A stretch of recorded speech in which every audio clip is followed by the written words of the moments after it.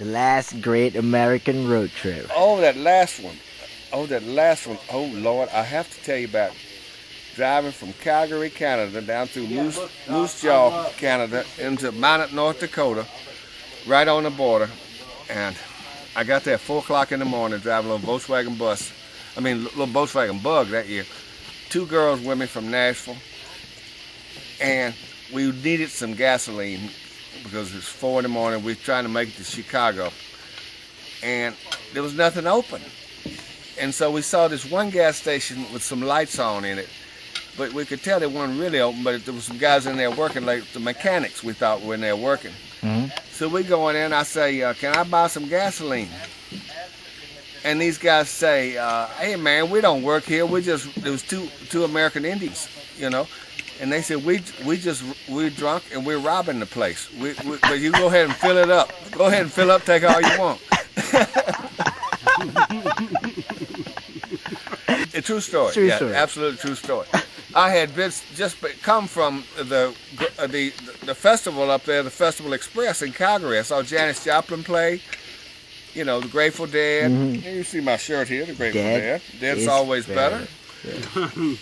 And, you know, they had some really, you know, the band was there, the Flying Burrito Brothers with my man, you know, wrote all those good songs, Graham Parsons, you know.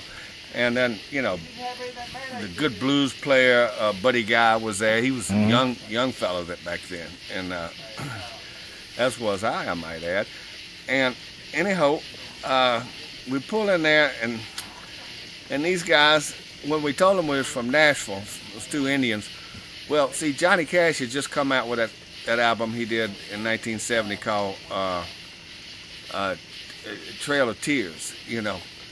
And they wanted to come to Nashville because these songs were about when the Indians had to walk from Oklahoma to Tennessee, you know. And they wanted to come with us to Nashville, you know. And as a matter of fact, you know, it's like they really liked these 2 girls I was with as well. And when I went to start my Volkswagen Bug and it wouldn't start. And I knew something was wrong, so I go look in the back, and somebody might pull the distributor cap off, you know. And I'd rather than make an issue of it, I just put it back on, act like I didn't really notice it, and we finally got on out of there. But they wanted to come with us, but we didn't have room for 2 more riders, and I think the girls I was with were not that friendly with them. But that was a great experience, because of what I didn't tell you. When I asked the guy, I said, "Here, let me pay you for the gas." He said, "Man, it's on the house." As a matter of fact, there was a big thing there of Slim Jims, the tall, you know, the beef tall jerky sausage things, you know. And he says, "Here," he grabs the whole thing. "Here, have some Slim Jims." He has me a whole handful of Slim Jims, as well as all the gasoline. And off we went. But that was one of the stories on a great American road trip. Great American road trip. And then later I'll tell you about the one I went from Key West to Seattle, and that's a pretty good hike. I went up there in 1975 to see about working on the Alaskan pipeline.